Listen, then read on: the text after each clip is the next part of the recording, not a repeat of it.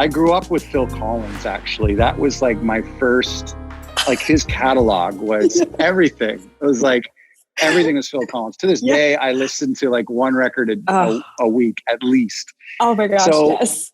I saw him when I was 9 years old. It was like that. I grew up with that pop music and specifically Phil.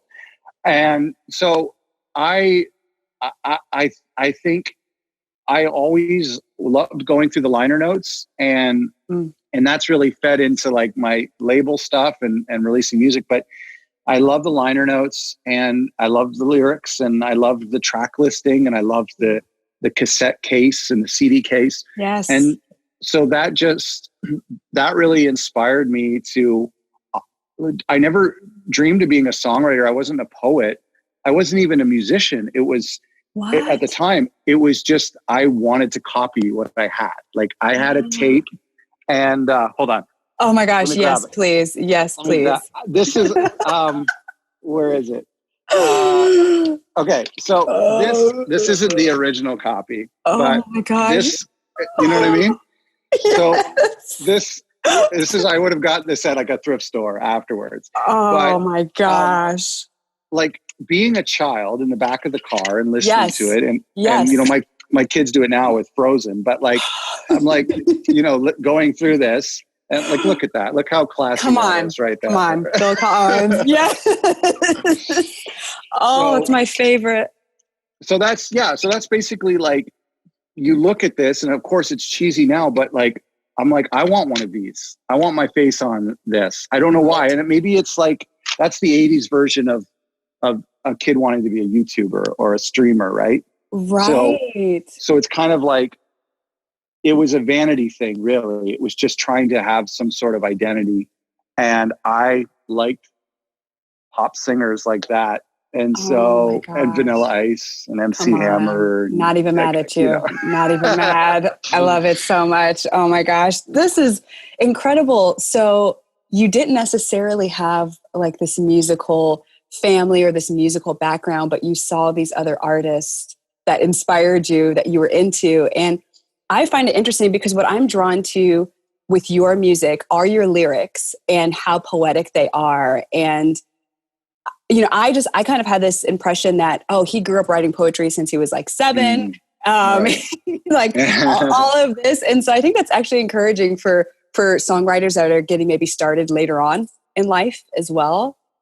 It was, it was more emulating. It was copying. It wasn't like working on my art in a vacuum. It was just like every lyric was copying the people I idolized until I could recreate what they did without having to copy them. You know what I mean? It was that kind of evolution. Yeah, absolutely. But like, how do you find, basically it sounds like you were finding your voice because you had to eventually find your own voice, right? So like, how did that shift? Yeah. And that was exactly, and that's still happening. I think that's still happening, but I feel like I feel like it was such a slow process. And, you know, the record we're talking about today, I've had 3 records since then, and it's totally evolving still. And you know, there are artists who have found a voice at 18 and they've stuck with it forever. And so I knew that I could sit down with a guitar and write a song.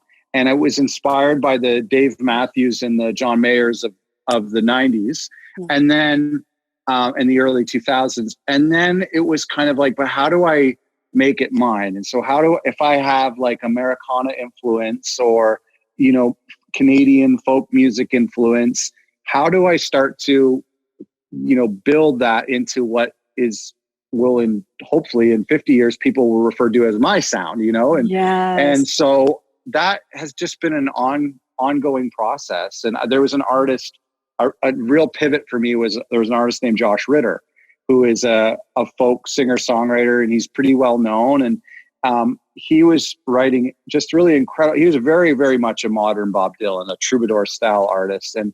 And he became a little bit more of a North Star for me to think, okay, the guy with the singer-songwriter with the acoustic guitar is one model, but now you can even narrow her down a little bit more and be a little bit more folksy, and you know. Yeah, that's incredible. So the album that I love is Where I Lived and What I Lived For.